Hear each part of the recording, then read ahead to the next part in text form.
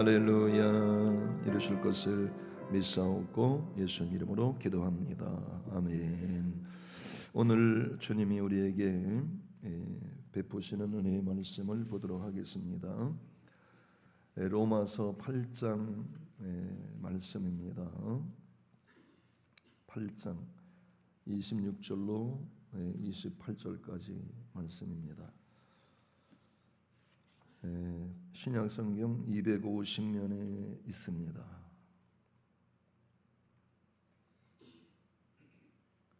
로마서 8장 26절로 28절까지 우리 다 같이 합독하도록 하겠습니다. 이와 같이 성령도 우리의 연약함을 도우시나니 우리는 마땅히 기도할 바를 알지 못하나 오직 성령이 말할 수 없는 탄식으로 우리를 위하여 친히 간구하시느니라. 마음을 살피시는 이가 성령의 생각을 아시나니 이는 성령이 하나님의 뜻대로 성도를 위하여 간구하심이니라. 우리가 알거니와 하나님을 사랑하는 자 곧 그의 뜻대로 부르심을 입은 자들에게는 모든 것이 합력하여 선을 이루느니라. 아멘. 오늘 이 로마서 8장 26절부터 28절 말씀은 따로따로 살펴봐도 하나님의 은혜는 넘치도록 그 구절마다 다 새겨져 있지만, 그러나 이것을 따로따로 보다 보면 내 삶과 성령의 일하심이 연결고리가 어떻게 연결되느냐 하는 이 문제는 잘 파악이 안 돼요. 그래서 오늘 이 시간에 이 말씀을 우리가 우리 것으로 확실하게 삼는 방법은 결론부터 제가 말씀드립니다. 모든 것을 합력하여 하나님이 선을 이룬다 하는 것은 어떠한 일도 다 결과가 좋게 한다. 그게 28절 말씀인데요. 하여간 무슨 일을 만나든지 만사형통이에요. 그게 28절 말씀인데, 근데 그것만 우리가 알고 있으면 위로는 되고, 또 사실 몰라도 하나님이 하시면 다 돼요. 근데 우리가 알고서 말씀을 가지고 살아가는 것은 더 유리한 위치에 서게 되는 것입니다. 그래서 26절부터 이것을 같이 보면 아주 쉬운 결론에 도달하게 됩니다. 왜 무슨 일을 만나도 모든 것이 결국은 좋은 결과를 내느냐? 이유가 있어요. 그렇게 되어지는 그 원인을 찾으면 26절에서 발견이 됩니다. 26절 읽어보면은 어렵게 기록이 되어 있으면 우리가 한참 고민을 할 텐데 아주 쉬워요. 그리고 이게 사실입니다. 이게 2000년 동안 그대로 적용되어 왔어요. 앞으로도 이건 변함이 없습니다. 진리라고 하는 것은 변하면 그것은 사람의 일이 되고, 그거는 인간의 머릿속에서 나온 흔히 말하는 철학, 인간의 학문이지 그건 진리가 아닙니다. 진리는 아무리 세월이 많이 흐르고 어떠한 사람에게도 똑같이 적용이 될 때 진리라고 말하는 거예요. 그래서 2000년 동안 이 진리의 말씀이 그대로 살아서 움직일 수 있었던 이유는 뭐냐? 살아계신 분이 일하시기 때문에 그래요. 그 살아계신 분이 26절에 나온다는 거예요. 한번 읽어보겠습니다. 26절 시작. 이와 같이 성령도 우리의 연약함을 도우시나니. 여기까지만 봐도 이것은 답이 나와요. 살아계신 성령님, 하나님 나라에는 원래부터 스스로 존재하시는 세 분이 계신데, 창조하신 하나님 아버지, 그 다음에 그분이 우리의 죄를 용서하시기 위해서 보내신 독생자 외아들 예수님, 그리고 예수님을 믿도록 우리의 마음에 깨달음을 주시는, 또 믿음의 확신을 주시는, 또 지치고 어려울 때 용기를 주시고, 또 많은 일들을 주선하여 합력해서 좋은 일이든 나쁜 일이든 좋게 만들어 주시는 그 세 번째 그 역할을 하시는 분이 성령님이셔요. 그래서 이 성령님이 살아계신 분이기 때문에 살아계신 분의 활동은 살리는 일을 하시는 거예요. 물론 악령도 살아있는 영이지만 악령의 역할은 죽이는 역할이지만, 같은 살아있는 영인데도 불구하고 악령은 죽이는 역할을 하고, 그리고 성령은 살리는 역할을 하신다는 거예요. 간단하지요? 어떻게 우리가 로마서 8장 28절 모든 것이 다 좋은 일이든 안 좋은 일이든 합력해서 다 합해져서 좋은 결과를 내느냐, 참 그 말씀만 들어도 기뻐요. 감사해요. 그런데 누가 그 역할을 해주시느냐? 바로 26절에 미리 답을 주신 거예요. 성령께서 우리를 도와주신다. 그래서 이 도와주신다라는 이 단어가 도우심, 우리말로는 이 세 음절이죠. 도우신다. 이건 네 음절, 그건 동사고, 도우심, 이것은 명사입니다. 도와주시는 그 상황, 도우심. 그 도우심이라고 하는 이 단어는요, 원어적으로 보면 좀 길어요. 순, 안티, 람바노마이. 우리는 세 음절인데 원어에 보면은 8음절로 되어 있어요. 순, 안티, 람바노마이 이렇게 되어 있어요. 그런데 이것은 우리말로는 도우심인데 왜 이렇게 긴 음절이 되어 있느냐 하면은 이것은 세 가지가 합해진 거예요. 합해진 한 단어야. 먼저 순, 이것은 함께라는 거예요. 그리고 안티라고 하는 것은 저쪽 편에서, 반대편에서 그거예요. 그리고 람바노마이는 번쩍 들어 옮긴다. 번쩍 들어 옮긴다. 그 뜻이에요. 그러니까 이걸 다 합해보면 도우심이라고 하는 이 단어는 순안티 람바노마인데 함께 저 건너편에서 번쩍 들어 옮겨주신다 이거예요. 내가 고난의 현장에 빠져 있어요. 그러면 늪이라고 하는 그런 곳에 빠졌다고 했을 때 같이 늪에서 헤매면 우리를 못 도와줘요. 근데 그 늪 가상자리에 있는 단단한 지대에서 손을 내밀어서 누군가 번쩍 들어가지고 늪 밖으로 빼내주면 그때부터는 자기가 갈 길을 가고 할 일을 할 수가 있잖아요. 그 뜻이에요. 도와주신다. 우리는 도우심, 성령의 도우심, 그걸 단순하게 우리는 도우심으로 이렇게 읽고 말지만 원래 원어에 보면 순, 안티라고 되어 있어요. 그래서 순은 함께, 안티는 저쪽 편에서 우리가 위험에 빠졌고 고통에 빠지고 이제 살 수 없는 그러한 위기 가운데 있을 때, 그때 우리는 우리 스스로 못 도와요. 부모가 자식을 돕는 것도 부모님이 살아계실 때까지는 가능해요. 돌아가신 뒤에는 아무리 능력 많은 부모라도 어떻게 해줄 수가 없어요. 자식이 부모님을 아무리 공경한다고 해도, 자식이 부도가 난다든가, 자식이 원치 않는 시한부 그 선고를 받아서 질병으로 오히려 연세 드신 부모님들은 현재도 사회활동을 하고 계시는 분들도 계셔요. 연세 드셨지만 실제로 있습니다. 수익도 발생되고, 그래서 손자 손녀들 유학도 보내고, 그렇게 건강한 7, 80대 부모님들도 계세요. 그런데 20, 30대 아이들이 백혈병에 걸린다든가 무슨 림프종에 걸린다든가 뭐 난치병, 불치병에 걸려서 오히려 부모님이 도시락 싸가지고 그 아이 병문안 가는 그런 집들도 간혹 볼 수가 있지 않습니까? 그러면 자식이 젊다고 해서 부모를 복양해 드릴 수 있는 입장이 못 돼요. 그러니까 사람의 손이라고 하는 것은 마음은 그렇지 않지만 현실적으로 누가 누구를 도울 수 없는 상황에 빠졌을 때 그때는 어떡하냔 말이에요. 그런데 성경은 답을 주고 있어요.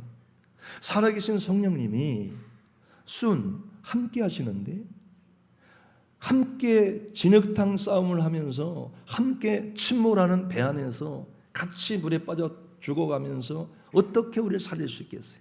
성령은 졸지도 아니하시고 주무시지도 아니하시고 병도 안 걸리시고 죽지도 아니하시고, 창조주로서 창세기 1장 2절에 보면 성령이 수면 위에 운행하셨다 이렇게 되어 있어요. 하나님의 신으로 거기 되어 있지만은 원어는 성령입니다. 성령이 루아흐, 구약은 루아흐입니다. 성령이 거기에 함께 운행하시는 거예요. 할렐루야. 함께 운행하시는 거예요. 그러니까 살아있는 영이 함께 하기 때문에 창조가 일어난 것처럼 지금 우리의 삶에 늪 같고 수렁 같고 또 함정에 빠진 것 같고 또 절벽에서 떨어져 가지고 248마디 뼈 마디마디가 다 끊어져 가지고 숨도 못 쉬고, 이 높은 데서 떨어져 본 분들은 다 똑같은 말씀을 하세요. 첫째, 숨을 못 쉬어요. 숨이 안 나와요. 그래서 결국은 부러져 가지고 찢어져서 돌아가고 과다출혈로 돌아가는 게 아니라 호흡곤란으로 나가는 거예요. 호흡곤란. 그래서 119 그 응급 구조대들이 와서 제일 먼저 하는 것은요, 산소부터 공급해 주는 거예요. 그 휴대용 산소 그 기구로 입에다 그 마스크를 탁 씌워준다. 그 고압 산소를 집어넣어요. 그 강제로 폐가 불렀다 빠졌다 하면서 뭐 인공호흡도 다 같은 원리고요. 그렇습니다. 숨만 쉬면은 일단은 그 다음 단계는 쉬워져요. 네. 그렇게 우리의 인생은 생각지 않은 가운데 어느 순간에 그냥 와장창 무너지고 부서지고 깨져가지고 더 이상 옴짝달싹 할 수 없는 그런 용신할 수 없는 자리에 있을 때, 그때 어떡하냔 말이에요. 하나님께서는 아무 문제 없고 우리가 그냥 스스로 다 알아서 잘 살 수 있을 때도 변함없이 우리 안에 계십니다. 그러나 위기 가운데 빠지게 되면 우리가 염려하는 것보다 주님이 더 염려하시고, 우리가 아파하는 것보다 더 아파하시고, 우리가 고통하는 것보다 더 고통하신다는 거예요. 그래서 그분이 내버려 둘 리가 없어요. 그런데 보세요. 76억 인구가 그 사실을 알고 있으면 76억 인구가 동시에 똑같은 혜택을 다 봅니다. 근데 왜? 기독교 인구가 20억입니다. 한 3분의 1이 조금 안 돼요, 사실은. 가톨릭까지 하게 되면 3분의 1이 되고요. 개신교 인구가 한 20억 정도 된다 이거예요. 그런데 개신교 인구 중에서도 그냥 아내가 극성을 부리고 그냥 잔소리가 심해서 가정 평화를 위해서 따라 나가주는 인원이 10억이래요. 10억. 그러면 10억 가운데 코로나 때문에 이런저런 이유로 해외 출장 가고 바빠서 또 교회 못 오고, 그게 1년, 2년, 지금 이제 3년째 우리가 지금 들어가는 상황에서 집에서 이렇게 유튜브로 보시는 뭐 우리 장로님도 계시고 권사님들도 계시고 참 적극적이셔요. 그렇지만은 그런 분들이야 이미 오랫동안 가진 고생하고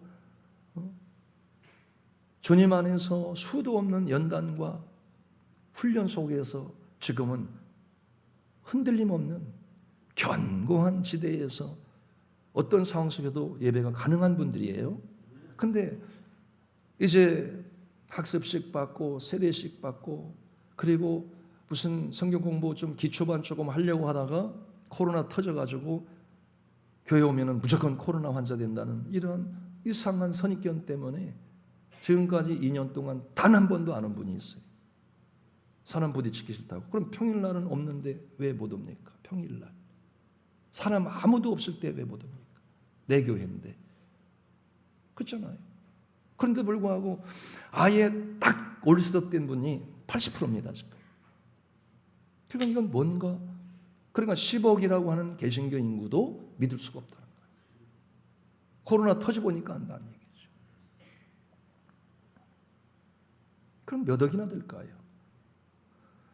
전 세계 대학생 선교회를 설립한 CCC라고 하는 대학생 선교회를 만든 빌 브라이트 그 박사의 조사 결과를 제가 20년 전에 봤어요. 벌써 꽤 오래된 거죠. 그 이후로 더 좋아졌다면 뭐 이제 그 통계는 믿지 마십시오. 그런데 20년 전 통계가 뭐냐? 3%. 3%만 나는 예수님 때문에 죄 용서받았으며 지금 죽어도 난 천국 갈 수 있다는 확신을 갖고 있는 사람이 100명 중 3사람이라고 그렇게 말을 했어요. 이건 제가 말한 게 아닙니다. 빌 브라이트 박사의 통계예요. 그런데 최근 들어서 많은 영성학자들이 다시 한번 통계를 냈어요. 이 너무 오래된 통계를 우리가 그렇게 인용하다 보면 실수할 수 있다 해서 통계내는데 지금은 몇 %로 나왔느냐? 제가 통계낸 것도 아니고 제가 뭐 다 전수조사한 거 아니기 때문에 저도 그냥 인용하는 겁니다. 지금은 2%라고 말해요. 100명 중 2사람. 다행히도 유튜브를 보면서 계신 분도 2명 속에 들어가는 분이 계시고 계실 것이라고 난 믿어요. 여기 나오신 분도 그 2%에 들어갈 수 있다고 난 믿어요. 그러나 이게 너무 아깝지 않습니까? 인생은 정해진 주사위 같은 이제 던져진 거예요. 되물릴 수 없어요. 떨어지는 모래시계 같은 거예요. 모래에 떨어지고 나면 다시 새 모래를 뒤집지 않는 한 그걸로 끝나는 거예요. 그런 인생을 살면서 과연 내가 구원의 확신을 가지고 예수 때문에 내가 죄 사함받고 원죄를 사함받고 천국 간다는 확신 속에서 날마다 살아가면서 성령께서 인도하신다는 오늘 이 말씀이 사실로 받아들여지는 분이 계시다면 그분은 100% 성령 충만한 분이며 그분은 구원받은 분이시며 그분은 첫째 부활에 들어갈 분이시고 그분은 생명가에 가서 주님과 함께 생명수를 마실 분이라 이거예요. 이보다 더 큰 은혜와 축복이 어디 있습니까? 근데 오늘 말씀은 모든 좋은 일이든 안 좋은 일이든 결과는 좋게 된다는 이 로마서 8장 28절의 말씀은 거저 그냥 된다는 게 아니라 그것을 위하여 반드시 하루 24시간 1년 365일 1년 12달 8, 90평생 동안에 그 일을 하시는 분이 누구냐? 성령이 도우신다 이렇게 되어 있는 거예요. 그러니까 우리는 내 삶의 모든 것이 다 합력해서 좋은 일이 있다라고 하는 사실도 못 믿고 사는 사람들도 부지기수입니다. 그런데 오늘 이 말씀을 제대로 보자는 거예요. 26절부터 봐야 되는 거예요. 26절부터 보면 왜 모든 것이 다 좋은 일로 결론을 내려질 수 있느냐 하면은 일하시는 분이 성령님이시기 때문에 그렇다. 얼마나 감사합니까? 나 혼자 내가 고민하고 나 혼자 애를 쓰다가 그냥 침몰해서 믿음도 다 까먹어버리고 그냥 유리방황하다가 내가 어디서 와서 무어디에 살다가 어디로 가는지도 모르고 그냥 아무 생각과 미래에 대한 소망도 없이 있다가 어느 날도 없이 죽음을 맞이한다면 과연 구원 받을 수 있겠느냐? 여러분 뭐 단순하게 생각해 봅시다. 과연 구원이 그렇게 대충 구원이 그렇게 아무 의미 없이 아무 계획 없이 아무런 약속 없이 그냥 이루어지는 게 아니에요. 2022년도의 표현은 기도하여 응답받자보다 더 중요한 것은 말씀을 우리가 붙들면 합력하여 선을 이루는 것은 주님이 하십니다. 모든 안 되던 일도 되던 일도 나중에 가면요 하나님이 다 되게 하셔요. 그 마지막 되게 하신 완성된 단계가 천국에 들어가는 것입니다. 영생에 들어가는 것입니다. 아버지 나라에 들어가는 것이에요. 천국 가서 놀랄 일이 세 가지가 있답니다. 아, 저분은 분명히 천국 가셨을 거야 라고 먼저 보내드렸어요. 그런데 가보니까 안 계셔. 그래서 놀라는 거예요. 그리고 저 양반이 천국 가면 아마 천국은 난장판 될 거야. 천국은 저런 사람 못 가. 근데 가보니까 그분이 계셔. 왜? 내가 모르는 사이에 회개하고 가셨어. 내가 모르는 사이에 회개. 회개는 만인들 앞에서 한다고 회개는 아닙니다. 그것은 양심선언은 할 수 있지만 하나님이 인정하는 회개는 내가 예수의 보혈의 피, 십자가 은혜, 그분의 부활의 은혜가 내게 임하지 않으면 나는 구원받을 수 없고 용서받을 수 없다라고 하는 예수님과 관계된 회개만이, 예수님만이 나의 모든 죄를 깨끗하게 해줄 분이라고 하는 그 명백한 사실을 받아들이는 것이 회개입니다. 천국 가는 길은 요한복음 14장 6절에 보니까 내가 곧 길이요 내가 곧 진리요 내가 곧 생명이니 이렇게 되어 있어요. 그러니까 나로 말미암지 않고서는 거기 보면 이렇게 되어 있어요. 아버지께로 올 자가 없다 이렇게 되어 있어요. 아버지께로 갈 자가 없다라고 왜 안 되어 있는 줄 아세요? 아버지께로 간다라고 하게 되면 우리 편에서 가는 것처럼 보여지는 거예요. 내가 할 수 있는 것처럼 보여지는 거예요. 그런데 하나님께서 오도록 잡아 당긴다는 거예요. 근데 어느 라인에 서 있는 사람만 잡아 당기느냐? 예수가 길이고 예수가 진리고 예수가 생명이라는 사실이 내 것으로 믿어질 때 주님이 그 라인, 그 통로를 통해서 끌고 간다는 거예요. 그래서 신학적인 어려운 용어를 제가 써드리면 성도의 견인이다. 견인이다. 어느 날 제가 차를 잘못 받쳐놨는데 가보니까 차가 없어진 거예요. 그 어디 갔는가 도대체. 차 문을 닫았는데 누가 차키를 어디서 주워가지고 열고 갔는가 고민하는데 옆에 노란 종이가 있어요. 민홍 종이로 이렇게 나달나달한 게 테이프로 붙어 있더라고. 주차 위반, 견인 대상. 찾고 싶으시면 하남 둔치 차량 보관소로 오십시오. 밑에 괄호하고 거기에 주차되는 모든 시간은 주차료로 부과됨. 그러니까 빨리 가야지. 주차료 덜 내려면. 벌금은 어차피 4만 원 떨어진 거고. 그래서 택시를 잡아가지고 물어보니까 이때 거기 찾아가 보니까 고이 제 차가 딱 모셔 있는 거예요. 그래서 빨리 그냥 튀어들어가가지고 시동 걸고 나오면서 주차비 얼마냐니까 벌써 15,000원 올라간 거예요.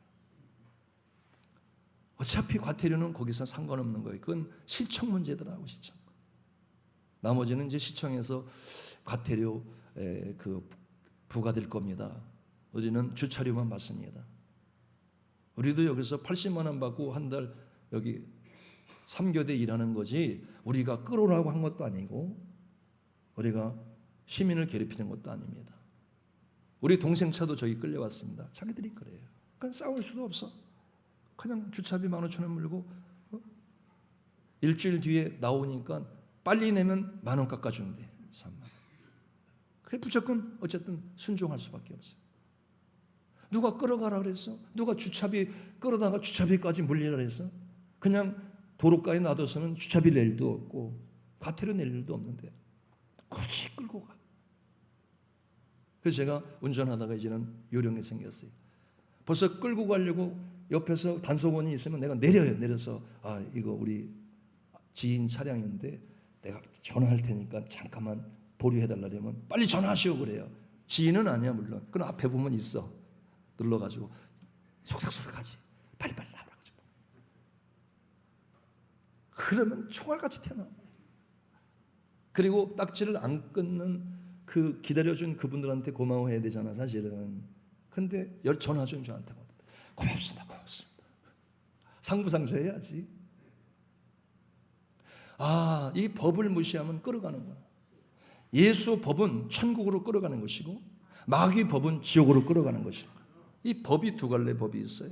근데 우리는 성령을 따라 살면 천국으로 끌려갈 텐데, 성령을 따라 살면 예수만 믿고 싶어질 텐데, 이거 성령이 있음도 듣지 못했고 오늘 같은 설교를 들어도 왜 성령이 구원하시는 거야? 예수님이 구원하시는, 물론 구원은 예수님이 하셔요. 근데 예수를 누가 믿도록 도와주시느냐, 그 문제예요. 누가 험악한 세상을 살면서 그 지뢰밭 같은 그 험악한 인생살이를 어떻게 그 지뢰를 밟지 않고 피해갈 수 있도록 미리 지혜의 영, 지식의 영, 영분별의 영, 믿음의 영, 이런 것들을 부여하시느냐. 고린도전서 12장에 보니까 성령이 그렇게 하시더라 이거예요. 그럼 우리가 이제는 답이 나왔잖아요. 하나님을 사랑하는 자, 그 뜻대로 부르심을 입은 자, 그것이 또 해석이 돼야 돼요. 하나님을 사랑한다는 것은요, 사람의 힘으로 안 되더라고요. 사랑하고 싶은 이론은 다 들어서 아는데 그 마음이, 돈이 더 사랑스럽고 명예권세가 더 사랑스럽고 세상 향락이 더 사랑스럽고 내 자식이 더 사랑스럽고 불쌍한 내 부모님이 더 사랑스럽고 내 배우자가 더 사랑스럽고, 이 현세에 보이는 모든 것들이 가치평가에서 하나님보다 더 사랑할 수 있는 확률이 높아요. 살다 보면 그렇게 된다 이거예요. 그게 인간이라는 거예요. 그게 인지상정이라고 하죠. 그런데 그 마음을 어떻게 하나님만을 사랑하도록 누가 도와주시겠느냐 이거예요. 도우신다. 그 도우신다 했을 때는 안 좋은 일을 좋게 만들고 좋은 일을 계속 이끌어가고 해서 마침내 좋게 하시는 성령의 역사, 그것도 돕는 거지만 오직 하나님만을 사랑하도록, 하나님의 뜻대로 살아가도록 항상 살펴주시고 말씀해 주시고 언제든 우리에게 꿈에라도 보여주시고, 그렇지 않습니까? 지저스 러브 유, 고려은단 고속도로 가다 보면 큰 광고판에 써 있어요. 지저스 러브 유, 예수는 당신을 사랑한다, 그렇게 써 있어요. 고려은단 이렇게 써 있더라. 에베네셀, 신혼 에베네셀 가방, 옷 그림 그려놓고 그 밑에다가 우리는 주일은 쉽니다, 또 이렇게 써 있어요. 저는 그런 걸 볼 때마다 그래, 주일날은 저런 대기업도 이젠 신혼 에베네셀 의류업계, 가방업계에서는 지금은 선두에 서 있습니다. 네. 그런데 저렇게 공장도 저렇게 큰 대기업들도 주일은 쉰다는데 우리가 뭐 그렇게 바빠가지고 주일까지 잘라 먹어가면서 그렇게 살 필요가 있겠는가? 언제 죽을 줄도 모르는데 죽을 준비들 하고 천국 가야지. 저는 운전하다가 그런 걸 봅니다. 5분 빨리 가려다가 50년 먼저 간다 전광판에 도로공사에서 띄워주는 그 문구를 보면서 그래, 5분 빨리 가려고 하기보다는 5분 더 기도하고 여유 있게 가다 보면 성령의 음성도 들리고, 우리 홍 집사님 차량을 제가 어떤 때 이렇게 문 열고 이제 보기도 하고 또 배웅도 하고 이렇게 보면 항상 찬양을 틀고 계세요. 찬양. 요즘 젊은이들이 좋아하는 CCM은 아닌 것 같아요. 한 20년 전에 뭐 최기라 집사님 찬양이라든가 김석균 찬양이라든가 참 영성이 있어요. 가슴을 울려요. 전영대 찬양이라든가. 제가 그렇게 보면서 그래요.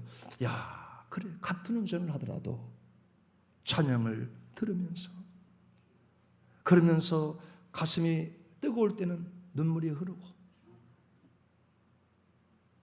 경빈이라고 하는 지금은 고등학교 2학년이었다더구만요. 그 아이가 태어날 때 저랑 같은 건물에 살았어요. 저는 빌라 2층, 그 애기는 빌라 4층에 살았는데 경빈이라고, 문경빈이라고 있는데 걔가 태어나던 날을 내가 알아요. 그 집에 애기가 없었어요. 둘이 얼마나 좋은지 애기 없이 여행 다니고 즐겁게 살자고 애기 안 낳기로 하고 결혼했대요. 근데 찬이가 태어나는 걸 보고 너무나 아기가 이뻐 보여서 자기들도 낳기로 결정했다는 거예요. 결정하고 준비하면서 몇 년 후에 그 아이가 태어났어요. 그래서 지금은 고등학교 2학년이 됐어요. 얼마 전 전화가 왔어요. 그 경빈이 아빠 문집사한테 전화가 왔어요.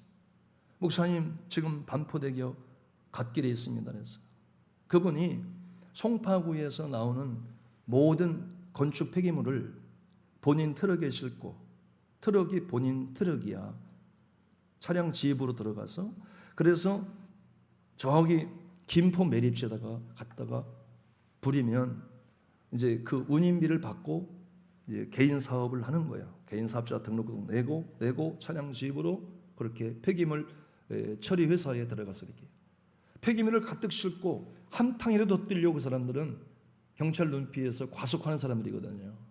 무섭게 달립니다. 한탕이라도 뛰어. 그 탕당 돈이 떨어지는 겁니다. 그런데 반포대교 지금 김포 방향으로 달리다가 섰다는 거예요.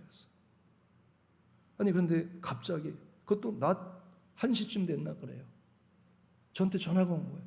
어떻게 전화를 하셨어요? 제가 그러니까 전화 않고 저는 못 견디겠다는 거예요. 왜요? 그러니까 세상에서 방황할 때 그 극동방송을 틀었는데 그게 나오는데 과거에 자기가 하나님이 어디 있어?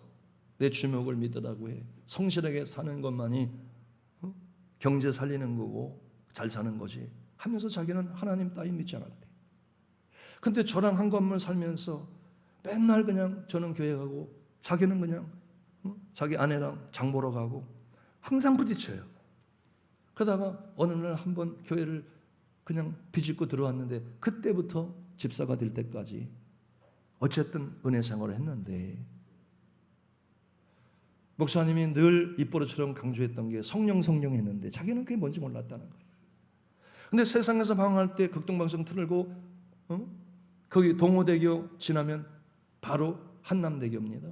한남대교 지나면 반포대교, 그 다음에 그 반포대교 지나면 동작대교예요. 동작대교 지나면 원효대교, 원효대교 지나면은 마포대교, 마포대교 지나면 성산대교, 성산대교 지나면은 영종도로 가는 그 다리 곧 지나면 행주대교, 그 다음에 일산대교, 이렇게 돼 있어요. 제가 그 길을 수도 없이 지나다녔던 길이니까. 그래서 동호대교쯤 갔는데 딱 틀었는데 세상에서 방송 나는데 자기가 살아왔던 게 쫙 필름처럼 지나가면서 이제 한남대교를 지나고 반포대교쯤 가는데 그 갓길이 조금 넓은 데가 있어요. 거기서 도저히 눈물이 쏟아져 가지고 앞을 가려서 운전이 안 되더래. 그냥 혼자 팡팡 울면서 한없이 울면서 뭐 사업이 안 되는 것도 아니고 사업이 잘 돼가지고 광주 태전동에다가 넓은 아파트 샀어. 그런데 눈물이 쏟아요. 나 같은 죄인을 주님이 어떻게 이렇게 살리시고. 그러니까 우리는 전도를 물론 해야 되지만 이웃집하고 자꾸 부딪혀야 돼. 자꾸 우리는 교회 가는 모습을 보여주고 그들은 볼일 보러 가면서. 그래서 우리 권사님, 우리 성도님들이 성경책을 가지고 다니시는 분들은 이것도 크게 선교하는 거예요. 이게 전도의 큰 매개체예요. 나는 교회 갑니다. 어떤 사람 창피해가지고 이렇게 가다가 이렇게 숨기고 그런 분도 있다 그래요. 우리 교회는 없지만 당당하게 이 성경책을 탁 들고 그런 저 양반은 교회를 늘 다니는데 새벽에도 자기도 새벽에 나와 왜 한탕도 뛰려고 같은 동틀무림에 나오는데 자기는 사업장으로 가고 있고 저는 교회로 가고 있고 그런데 어느 날 기웃기웃하다가 들어와가지고 그때부터 주님이 이때까지 근데 그렇게 울어보긴 처음이라는 거예요. 그때 목사님 안 부딪혔으면 내가 하늘을 알겠습니까? 하나님을 알겠습니까? 영생을 알겠습니까? 죄 용서를 알겠습니까? 내가 죄인인 것을 알겠습니까? 내가 구원 받았다는 사실이 이토록 안전하고 이토록 행복한데 이게 어찌 된 일이냐고.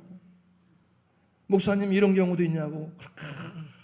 그냥 목임에서 전화 통화를 하는데 목임에서 내가 새겨들어야 돼. 남자가. 또 저랑 동갑내기예요.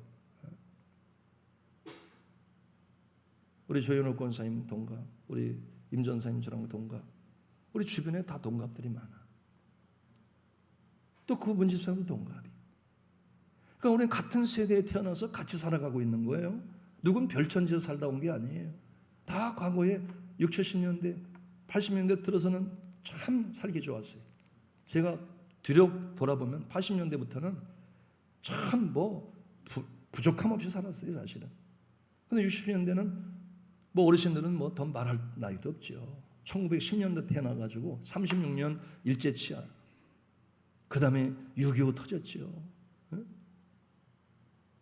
얼마나 힘든 세월들을 살아오셨어요. 보릿고개. 근데 우리는 그런 건 몰랐거든, 사실. 근데도 60, 70년대는 왠지 뭔가 결핍된 그런 부분들이 있었어요. 그런데 제가 돌아보면 문집사님을 포함해서 우리 전사님이나 우리 조권사님이나 저나 예수를 믿었기 때문에 그래도 이 정도 그래도 인생을 그래도 우리가 눌리지 않고 살 수 있는 거예요. 할렐루야. 예수 안 믿었다면 얼마나 비참한 삶이 그렇게 기다리고 있는지 몰라요. 이 세상은요, 나이가 어리면 어린 사람들대로 다 고통 속에 있어요. 자녀 교육에 대한 것을 제가 요즘 나름대로 이제 전문가들의 말을 들어보면 자녀들이 나빠서 잘못을 하는 게 아니라 아파서 잘못한다. 이게 아주 정확한 전문가들의 표현이더라고요. 자녀들이 부모 눈에 마음에 안 들게 하고 이렇게 막 잘못되잖아요. 그러면 부모는 펄펄 뛰고 막 그러잖아요. 그건 나빠서 자녀들이 이런 게 아니라요. 아파서 그래, 자녀들이.